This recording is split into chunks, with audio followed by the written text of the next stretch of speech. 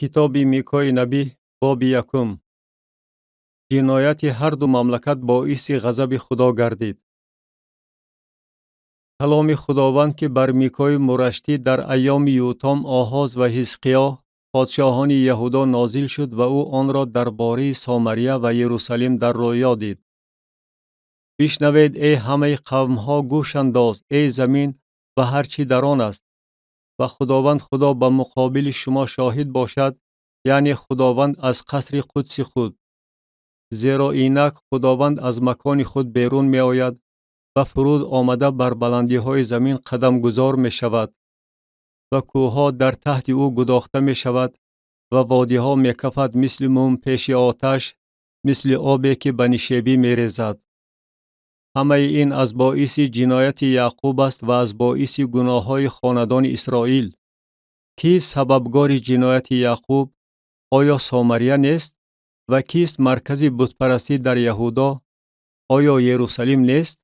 و سامریه را به خرابزار صحرا و مکان تاکشینانی تبدیل خواهم داد و سنگ‌های آن را به دره انداخته ته کرسی‌های آن را نمایان خواهم کرد و همه صنم‌های آن پاره پاره خواهد شد و همه مزدهای زینای آن به آتش خواهد سوخت و همه بت‌های آن را ولنگار خواهم کرد، زیرا که آنها را از مزد زینا جمع آورده است و آنها به مزد زینا خواهد برگشت. در این باره نفحه و واویلا خواهم کرد، مجنونوار و عریان را خواهم رفت، مثل شغالها نوله خواهم کشید و مثل شترمرغها آه و واه خواهم کرد. زیرا که شکست آن علاج ناپذیر است، چون که تا یهودا آمده به دروازه قوم من به یروشلیم رسیده است. در جد خبر ندهید، سخت گریه نکنید. در خانه افرح خود را به خاک بغیلان. با عورت برهنه گذر کن ای ساکینه شافیر، ساکینه سعنان بیرون نمی آید. در بیت ایسل نفحه‌گری است، برای اردو زدنش از شما مکان می گیرد. زیرا که ساکینه مورود از برای دارایی خود در اندوه می افتد، چون که مصیبت از جانب خداوند به دروازه یروشلیم فرود آمده است. اسب دوند را به عرابه ببند ای ساکینه لاکیش، و ابتدای گناه دختری سیان بود، زیرا که جنایت های اسرائیل در تو یافت شده است. بنابراین تو جهاز و مورشت جد خواهی داد. خانه های اکذیب چشمه یأس‌آور برای پادشاهان اسرائیل خواهد بود. باز وارث نزد تو خواهم آورد ای ساکینه مارشا. جلال اسرائیل تا ادولام خواهد آمد. برای پسران نازپرورد خود موی سرت را بتراش و بکن. به مویی سرت را مثل عقاب وسیع‌تر بکن، چون که آنها از پیش تو به اسیری خواهند رفت. کتاب میکای نبی باب دوم. خداوند به اسرائیل زیست شده است. وای به حال آنهایی که بر بسترهای خود خباثت میاندیشند و نیتهای بد دارند و همین که روشنایی سحری فرا رسد آن را به عمل می آورند، چون که قوت در دست آنهاست. و چون صحراها را طمع کنند زیر کرده می گیرند و خانه ها را طمع کنند با زوری تصرف می نمایند و در حق مرد و خانه وی و شخص و میراث وی ستم می کنند. بنابراین خداوند چنین می گوید: اینک من بر ضد این قبیله مصیبت می اندیشم که شما گردن خود را از آن نتوانید بیرون آورد و قامت راست کرده مغرورانه راه نخواهید رفت، زیرا که این زمان مصیبت است. در آن روز در حق شما مسئله به زبان خواهند راند و زار زار گریسته نفحه خواهند کرد و خواهند گفت: ما تماما تاراج گردیده ایم. نصیبه قوم من بدل شده است، چگونه مرا از آن دور می کند؟ صحراهای ما را به شریران تقسیم کرده می دهد. بنابراین برای تو کسی نخواهد بود که در جماعت خداوند قرعه برای اندازه کردن پرتاید. نبوت نکنید، نبوت می کنند. به اینها نبوت نکنند، رسوایی ها دور نخواهد شد. ای که نامت خاندان یعقوب است، آیا روح خداوند ناشکیب گردیده است؟ آیا اینها اعمال اوست؟ سخنان من آخر به هر کسی که با راه راست روان است نیکی می آورد. و آنهایی که دیروز قوم من به شمار می رفتند، الحال همچون دشمن قیام کردند. شما از کتف راهگذر کرته و جامه را کشیده می گیرید. کسانی را که آرامانه می گذرند، تبر به قلم می دهید که گویا از جنگ گشته آمده باشند. زنان قوم مرا از خانه های دلپسندشان به در می رانید. از کودکان آنها زینت مرا به صورت ابدی می گیرید.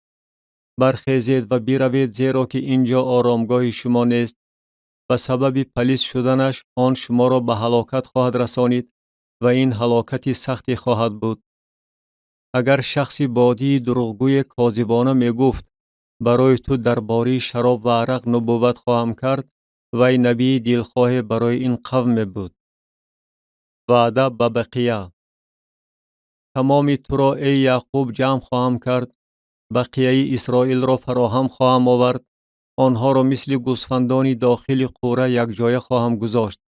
آنها مثل رمه‌ای که اندرون چراگاهش باشد، از بسیاری آدمان غلاغوله خواهند برداشت. رخنه کننده پیشاپیش آنها برآمد. آنها نیز رخنه کرده گذشتند، دروازه را رخنه کرده از آن بیرون آمدند و پادشاهشان پیشاپیش آنها گذشته رفت و خداوند در سر آنها. کتاب میکای نبی باب 3. داوری آینده بر سروران قوم. و من گفتم بشنوید، ای سروران یعقوب و داوران خاندان اسرائیل، شما آخر وظیفه‌دار هستید که عدل و انصاف را بدانید. اما شما از نیکی نفرت میکنید و بدی را دوست می‌دارید. پوست آنها را از بدنشان و گوشت آنها را از استخوان‌هاشان میکنید. همان کسانی هستید که گوشت قوم مرا خوردند و پوست آنها را از بدنشان کندند و استخوان‌های آنها را شکستند و گویا که به دیگ می‌انداخته باشند. یعنی مثل گوشتی که اندرون پاتیله میپزند پاره پاره کردند. آنگاه سوی خداوند استغاثه خواهند برد، ولی او آنها را اجابت نخواهد کرد و روی خود را در آن زمان از آنها خواهد پوشانید، چون که به اعمال بد داده شدند. خداوند درباره انبیایی که قوم مرا در اشتباه می اندازند، یعنی وقتی که با دندانهای خود چیزی می خواهند، صلح و آسایشتگی را می خوانند، ولی وقتی که کسی به دهان آنها چیزی نمی گذارد، بر ضد وی جنگ اعلان می کنند. چنین می گوید: بنابراین شب برای شما بجای رویا و تاریکی برای شما بجای فالگیری خواهد بود و آفتاب بر انبیا غروب خواهد کرد و روز برایشان تاریک خواهد بود و پیشگویها رسوا و فالگیرها خجل گردیده، همه‌شان ریش و مویلب خود را خواهند پوشانید، چون که از جانب خداوند جواب نخواهد بود. ولیکن من به واسطه روح خداوند از قوت و انصاف و مردانگی پر شدم، تا که به یعقوب درباره جنایتش و به اسرائیل درباره گناهش سخن رانم. پس این را بشنوید ای سروران خاندان یعقوب و ای داوران خاندان اسرائیل، که از انصاف نفرت دارید و هر چیزی راست را کج می کنید. سیان را با خون و یروشلیم را با ناانصافی بینا می کنید. سرورانش به بدل رشوت داوری می نمایند و کاهنانش به بدل مزد تعلیم می دهند و انبیایش به بدل نقره فال می گیرند و به خداوند توکل نموده می گویند: خداوند آخر اندرون ماست، مصیبت بر ما نخواهد آمد. بنابراین از باعث شما سیان مثل صحرا شدگار خواهد شد و یروشلیم به خرابزار و کوه خانه به بلندی های جنگلزار مبدل خواهد گردید. کتاب میکای نبی باب 4. ملکوت آینده مسیح. همه را فرا میگیرد، یعنی عمومی جهانی است.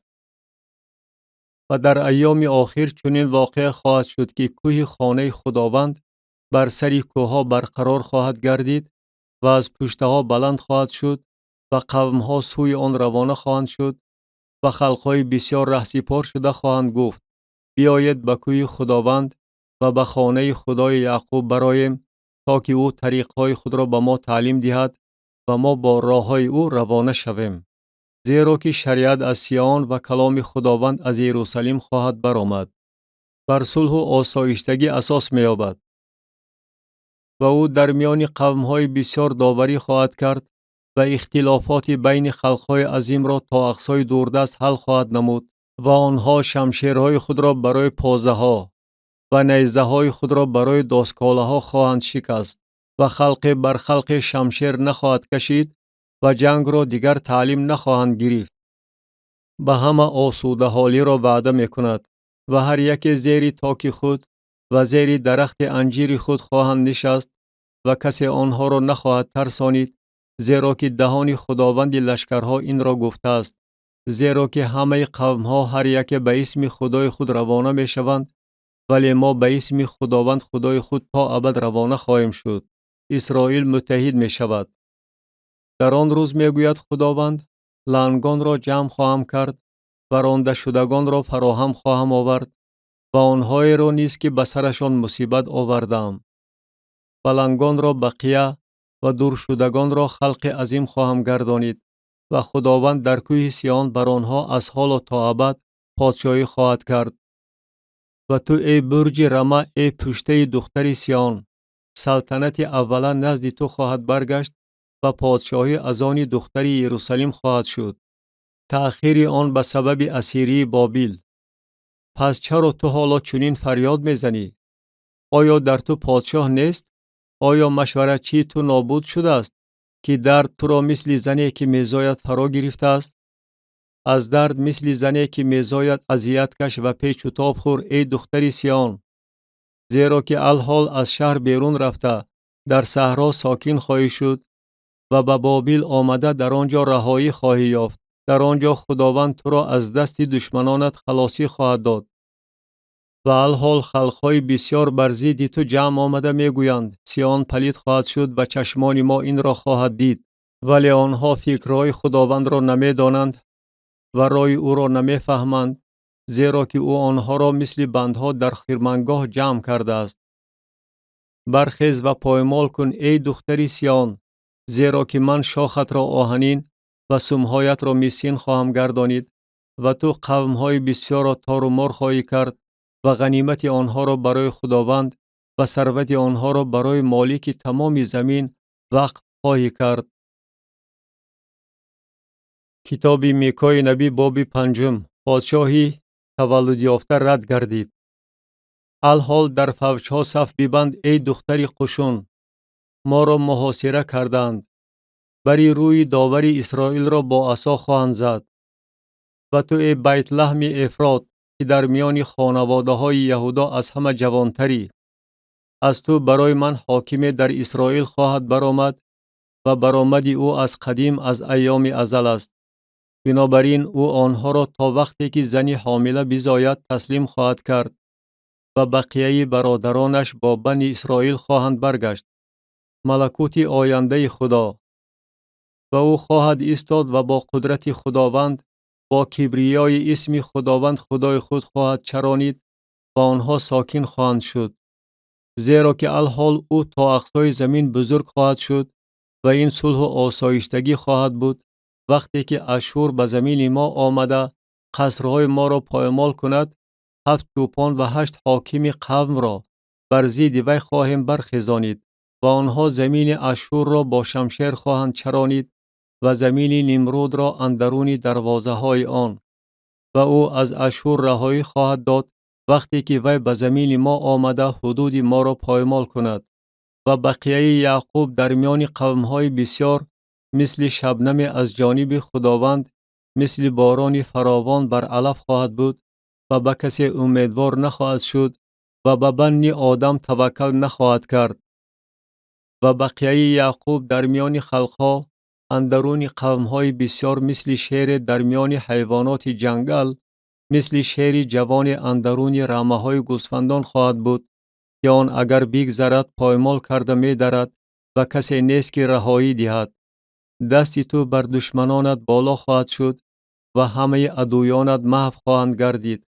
و در آن روز چنین واقع خواهد شد میگوید خداوند که اسپان تو را از اندرونت محو و عرابه های تو را نیست خواهم کرد و شهرهای مملکت تو را محو و همه قلعه های تو را ولنگار خواهم کرد و جادوها را از دست تو محو خواهم کرد و آنهایی که از روی نمود ابرها فال میگیرند دیگر در تو نخواهند بود و صنمها و ستونهای تو را از اندرون تو محو خواهم کرد و دیگر به عملی دستهای خود سجده نخواهی کرد و بتهای عشیره تو را از اندرون تو برهم خواهم داد و شهرهای تو را نیست خواهم کرد و با خشم و غضب از خلق‌هایی که نمی‌شنوند انتقام خواهم گرفت.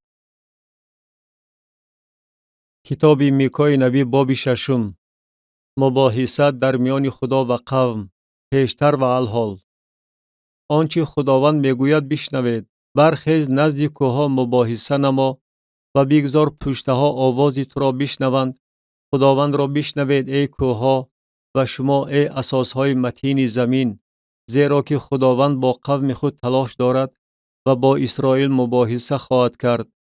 ای قوم من، و تو چی کردم و بر تو چی گرانی آوردم؟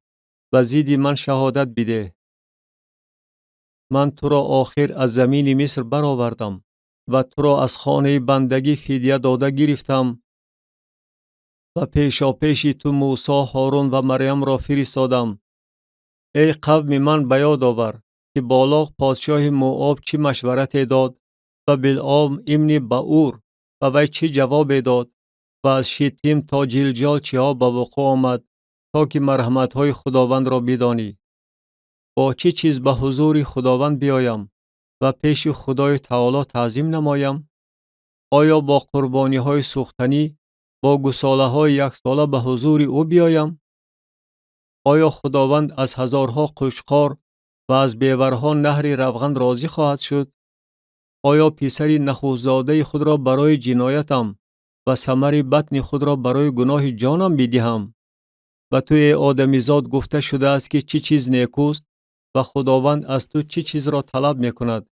یعنی فقط این را که از روی انصاف عمل نمایی و مرحمت را دوست داری و در حضور خدای خود با فروتنی راه روی. آواز خداوند به شهر ندا می دهد و صاحب حکمت اسم تو را محترم می دارد. بشنوید که چگونه عصای مذمت مهیاست و کی آن را تعیین نموده است. آیا هنوز در خانه شریر گنجهای شرارت و ایفه ناقص نفرت انگیز موجود نیست؟ آیا با ترازوی نادرست و با خلطه سنگهای فریبگرانه سفید شدن کس ممکن است؟ از بس که ثروتدارانش پر از ستم می باشند و ساکنانش دروغگویی می کنند و زبانشان در دهانشان از فریب عبارت است. من نیز تو را ضربه هلاکت آور زده برای گناهایت ولنگار خواهم کرد. تو خواهی خورد ولی سیر نخواهی شد و گرسنگی تو اندرون تو خواهد ماند و پنهان خواهی ساخت ولی خلاص نخواهی کرد و آنچه را که خلاص کنی من به شمشیر خواهم سپرد. تو کشت خواهی کرد ولی نخواهی دروید. تو زیتون را پخش خواهی کرد ولی به بدنت روغن نخواهی مالید و شیره انگور حاصل خواهی کرد ولی شراب نخواهی نوشید. و فرایض عمری و تمام اعمال خاندان احعاب نگاه داشته می شود و شما بر طبق مشورت های آنها رفتار می کنید تا که تو را به خرابی و ساکنانش را به استهزا گرفتار نمایم و ننگ قوم مرا شما خواهید برداشت. کتاب میکای نبی باب 7. کمشماری پارسایان، وعده مرحمت خدا. وای به حال من، زیرا که مثل انجام غنوچین میوه های تابستان، مثل چیدن شنگل های آخرین انگور گردیدم. نه شنگل برای خوردن است نه نوبر انجیر که جانم اشتیاقمند آن است. پارسا از زمین تلف شده است و راستکار در میان آدمان نیست. همه برای خونریزی کمین می گیرند، یکدیگر را به دام می درآورند. هر دو دستشان را به بدی کردن نغز عادت کنانیدند. سرور رشوه می طلبد و داور به بدل مزد عمل می کند. و شخص عالیجاه اشتیاق نفس خود را بیان می نماید و همه کجکاری می کنند. بهترین آنها مثل خار نشدار است، راستکار آنها از خاربست بدتر. روزی دیدبانان تو یعنی جزای تو فرا می رسد. اکنون استراب آنها پرزور خواهد شد. به یار ایمان نآورید، به دوست توکل نکنید. دری دهانت را از همخوابه خود نگهداری نما، زیرا که پسر پدر را تحقیر می کند، دختر به ضد مادر خود، کیلین به ضد مادرشوی خود قیام می نماید. دشمنان شخص اهل بیت او می باشند. آواز بقیه قوم در روزهای آخر. ولی من به خداوند انتظاری می کشم، به خدای نجات خود توکل می کنم. خدای من مرا اجابت خواهد نمود. به احوال من شادی نکن ای دشمن من، زیرا اگرچه فرو غلطیدم خواهم برخاست.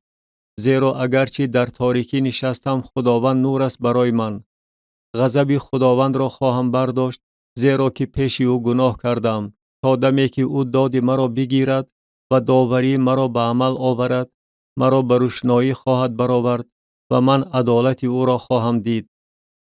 و دشمنم این را خواهد دید و او را خجالت فرا خواهد گرفت که او به من میگوید خداوند خدای تو کجاست؟ چشمان من او را خواهد دید وقتی که او مثل لای کوچه ها پایمال گردد. روزی بینا کردنی دیوارهایت آن هنوز بغایت دور است. در آن روز از اشور و از شهرهای مصر و از مصر تا نهر فرات و از بحر تا بحر و از کوه تا کوه نزد تو خواهند آمد و آن زمین با ساکنانش در نتیجه اعمالشان به خرابزار تبدیل خواهد یافت. قوم خود را با عصای خود چوپانی نما، یعنی گوسفندان میراث خود را که در جنگل اندرون کرمیل به تنهایی ساکن می باشند. بگذار آنها مثل ایام قدیم در باشان و جلعاد بچرند، مثل ایامی که از مصر بیرون آمدی. کارهای عجایبی به وی نشان خواهم داد. خلقها این را دیده از تمام توانایی خود خجل خواهند شد. دست بر دهان خواهند گذاشت و گوشهاشان کر خواهد شد. مثل مار خاک را خواهند لیسید، مثل خزندگان زمین از استحکامات خود با لرزه بیرون خواهند آمد. سوی خداوند خدای ما با هراس خواهند آمد و از تو خواهند ترسید. کیست خدای مثل تو که گناه را آمرزد و از جنایت بقیه میراث خود گذرایی کند؟ او غضب خود را تا ابد نگاه نمی دارد، زیرا که مرحمت را دوست می دارد. او باز به ما رحم خواهد کرد، معصیت های ما را پایمال خواهد نمود و تو همه گناه های ما را در قعر بحر خواهی انداخت. صداقت را به یعقوب و مرحمت را به ابراهیم ظاهر خواهی نمود، چنان که از ایام قدیم به پدران ما قسم خورده ای.